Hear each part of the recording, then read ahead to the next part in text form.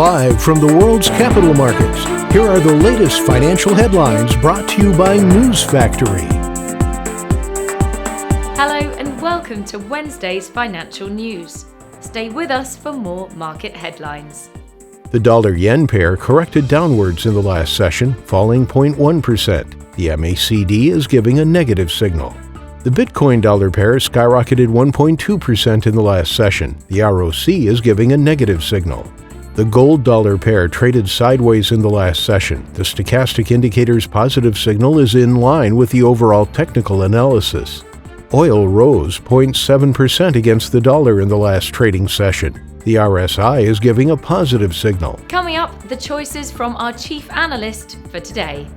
Oil futures were mixed, with parts of the U.S. suffering from some fuel shortages as Colonial Pipeline works to restore service after a ransomware attack.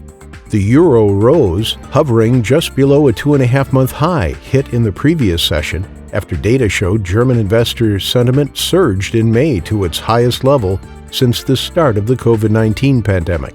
Block.one, a blockchain platform whose longtime backers include several famous billionaires, is launching a crypto exchange that seeks to combine attributes of traditional bourses with DeFi. Those were today's major economic events, and now moving on to world financial headlines. Finland's current account will be released at 500 GMT, the UK's gross domestic product at 600 GMT, Japan's leading economic index at 500 GMT.